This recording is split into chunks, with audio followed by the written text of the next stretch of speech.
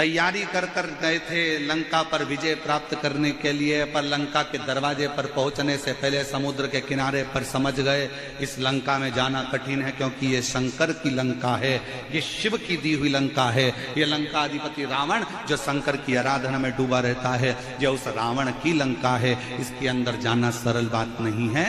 किसी के घर में और किसी के दिल में घुसना कठिन बात होता है।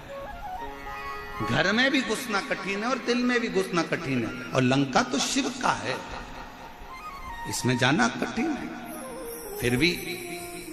फिर आखिरी में भगवान राम जी ने रामेश्वर धाम की स्थापना करी, पूजन करी, अर्चना करी, आराधना करी, विनती करी, तब जाकर वहां से विनय प्राप्त कर कर, वर प्राप्त कर कर लंका पर चढ़ाई करी, फिर लंका की ओर सेतु बांध कर गए। कोई पूछे शिव के एक लोटे जल में क्या है, कोई पूछे भगवान शंकर के नाम में क्या है, शंका मत करो। शिव की भक्ति में कभी शंका मत करो, कभी नहीं। क्यों महाराज जी, हम शंकर जी पे, कई माताएं शंका करती है, हम पूजन में ऐसा काम करिया है, भूल गए, भगवान हमसे रुष्ट हो गए, भगवान हमसे नाराज हो गए, हमने पशुपति व्रत में ये गलती कर दी, भगवान हमसे नाराज हो गए, हमने ऐसा कर दिया, भगवान हमसे नाराज हो गए। शिव महापुराण की कथा कहती है, एक बात याद रखना, जिंदगी में अपने अंदर उतार कर रखना, मेरा शंकर, तुम उल्टी पूजन करो, सुल्टी पूजन करो, तुम्हारा मन पड़े तो मंत्र जपो, नी पड़े कुछ मत जपो, तुम जो जपोगे, जैसी पूजन करोगे, मेरा शंकर वैसा स्वीकार कर लेता है। अभिमन्यु का चरित्र शिव महापुराण की कथा में आता है कि एक बालक अभिमन्यु, जिसको कुछ नहीं मालूम था, एक दिन क्या करा उसने, कितना सरल भाषा है, छोटा सा बच्चा अभिमन्यु, मात्र 5 वर्ष का अभिमन्यु, और दौड़ते दौड़ते जाता है और जाकर एक छोटा सा पत्थर उठा कर लिया। अभिमन्यु एक पत्थर उठा लाया,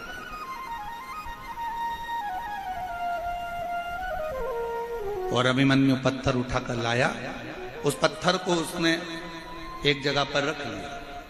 क्या करता है, अभी छोटा सा 5 साल का बच्चा दौड़ता दौड़ता जाता है,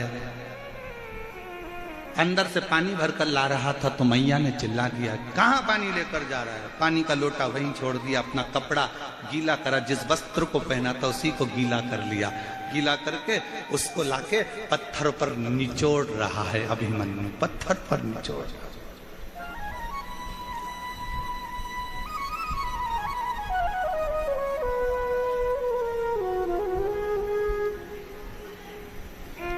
भगवान काय का भूखा है, तुम्हारे वैभव का नहीं, भगवान भाव का भूखा। बोलो मेरी जीजियों और मेरे जीजाओं, आपके घर में छोटे छोटे बच्चे हैं, जम के तो बोलो जरा।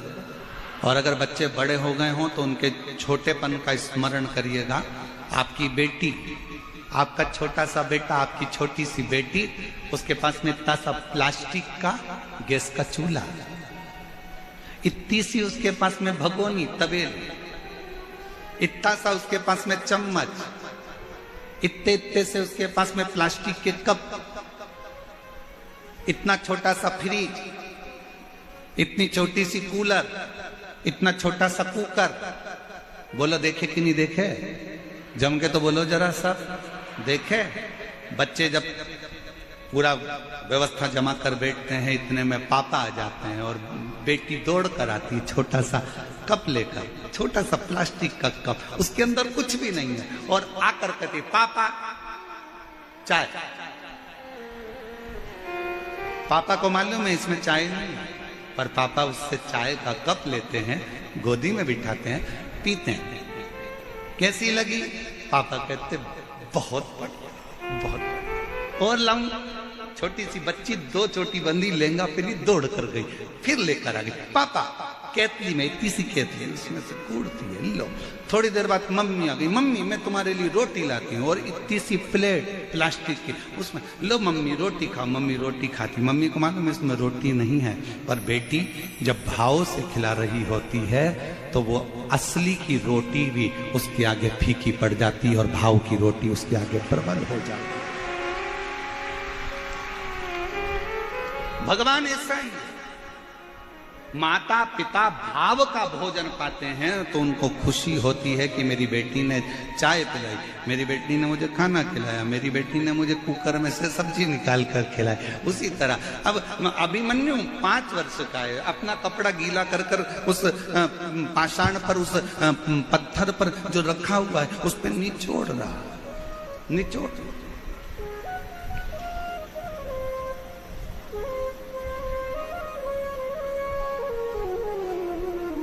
गया अभिमन्यु, चंदन नहीं है, 2 पत्थर लिए, एक पत्ती रखी पेड़ की, अब कौन से पेड़ की थी नहीं मालूम, पत्थर, उस पे पत्थर पे दोच दिया, दोच के उसको ऐसा संभल के गीला गीला पिसी हुई पत्ती पत्ती इकट्ठी करके उस पत्थर पर उसने पोत दिया, भगवान को चंदन लगा दिया। नहीं है अभिमन्यु के पास भोजन, गया दौड़ के, मां ने सूखे कुछ आंवले की गुठली, आंवले के भी भाग ऊपर के नहीं, गुठली लाया और भगवान के सामने फल के रूप में रख दिया। अभिमन्यु, कोई तुमसे कहे ना कि भगवान को प्रसन्न करने के लिए बहुत सारी सामग्री की जरूरत है, ओ मेरी जयपुर की जीजियों, मेरी बेटियों, मेरे बेटाओं, मेरी माताओं, मेरे भाई, मेरे जीजाओं, मेरे पिता तुल्य भाई, ध्यान रखना भगवान को तुम्हारे धन और दौलत की नहीं, भगवान को तुम्हारे निर्मल स्वभाव की और तुम्हारे भाव की जरूरत है। वो कौन कहता है भगवान खाते नहीं, कोई शबरी की तरह खिलाते। कौन कहता है भगवान आते नहीं, कोई द्रौपदी की तरह बुलाओगे तो आए।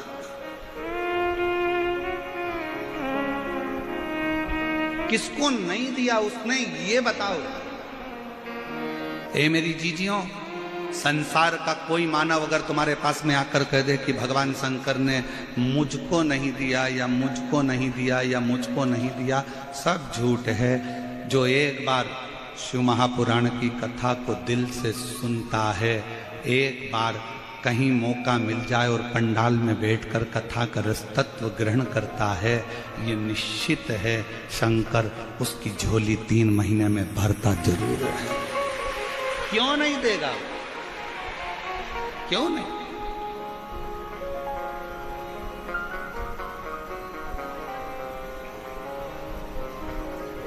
अभिमन्यु ने लाया आंवले के अंदर का जो बीजा दुनिया फेंक देती है, वो लाकर अभिमन्यु ने भोग लगा दिया। उसके पास में दिया भी नहीं है, बुझा हुआ दिया मिट्टी का लाकर बुझे हुए दिए से ही आरती कर रहा। और भगवान शंकर प्रसन्न हो जाता। चंचुला देवी ने कौन सा पुण्य करा था? एक पापी की पत्नी थी चंचुला देवी, जिसका पति बिंदुक प्रेत योनि में पड़ा हुआ था। अच्छा कर्म नहीं करा था बिंदुक ने रत्ती भर भी, पर चंचुला देवी उसकी पत्नी थी, उसकी पत्नी थी।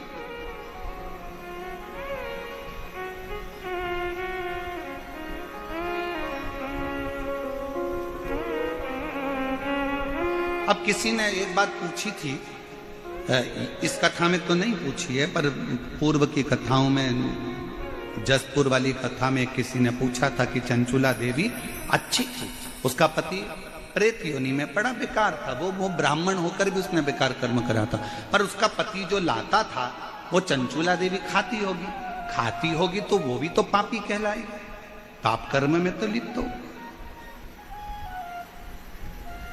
सावधान इंडिया, सावधानी से सुने जरा। शिव महापुराण की कथा को बड़े विशेषता में श्रवण करना। अगर पत्नी का एक नाम होता है पत्नी और दूसरा नाम होता है धर्म पत्नी।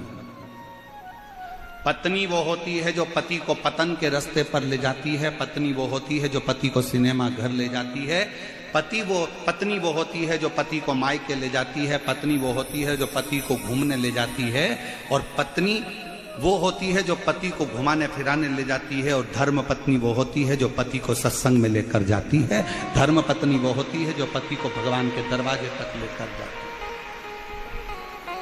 पत्नी और धर्म पत्नी में जमीन और आसमान का अंतर है, बहुत लंबा अंतर।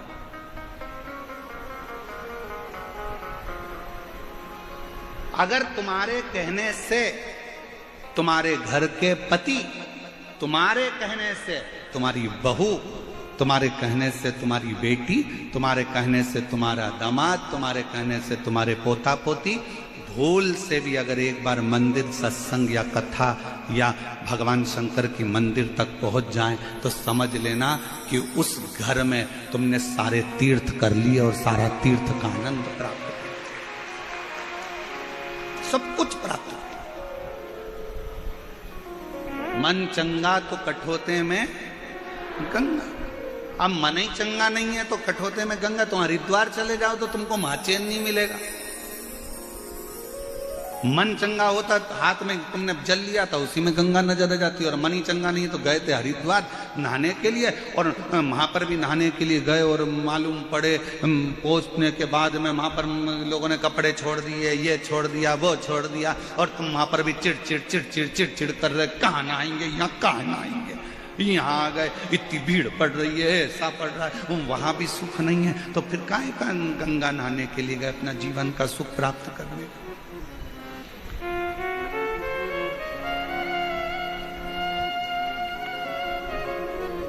लोग कहते हैं चंचूला पति कमाता था, पाप कर्म करता था, उसका अंश धर्म पत्नी खाती थी, तो इसको भी पापी की गिनती में रखा जाए। बोलो रे भाई, तुम्हारा क्या कहना है?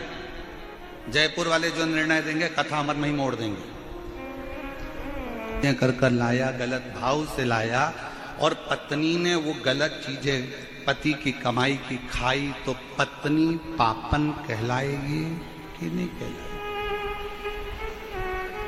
जहां जयपुर वाले निर्णय देंगे अपन कथा को वहां मोड़ देंगे, आज पक्के विचार नहीं है। कहलाएगी हैं? अब आधे बोल रहे हैं हाँ, आधे बोल रहे हैं ना। अब महाराज जी फंस गए बीच में। बताओ जल्दी से, कहलाएगी नहीं कहलाएगी? पत्नी उस पाप की हकदार नहीं होगी। क्यों नहीं होगी? उसका एक कारण है, पत्नी कभी अपने पति से नहीं कहती कि तुम चोरी करो, पत्नी कभी अपने पति से नहीं कहती कि तुम बेईमानी कर कर लाओ, पत्नी कभी, पूरे दुनिया की कोई पत्नी अपने पति से नहीं कहती। हाँ, कोई पर नारी के चक्कर में अगर पति पड़ा है तो वो पर नारी जरूर कहेगी तुम डाका डाल के लाओ चाहे चोरी करके लाओ, पर मुझे लाकर सोने के हार दो, मुझे लाकर मोबाइल दो, मुझे लाकर कुछ भी दो, तुम डाका डालो चाहे कुछ भी करो, चाहे चोरी करो, पर मुझे लाकर दो, ये पर नारी कहेगी।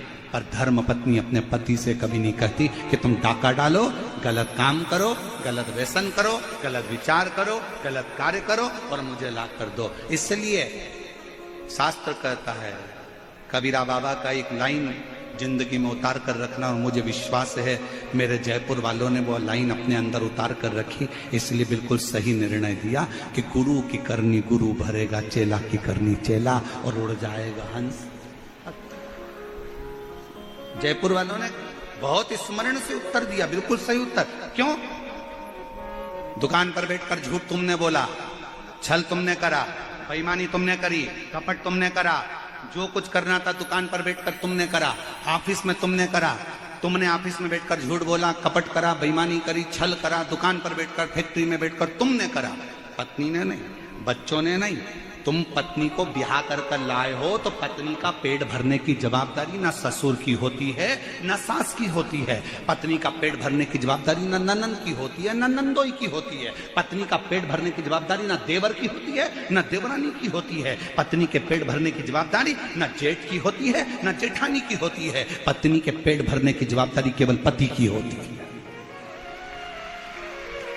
पति की होती है। तुम किसी पर आश्रित होकर लेकर नहीं आए, तुम्हारी जवाबदारी।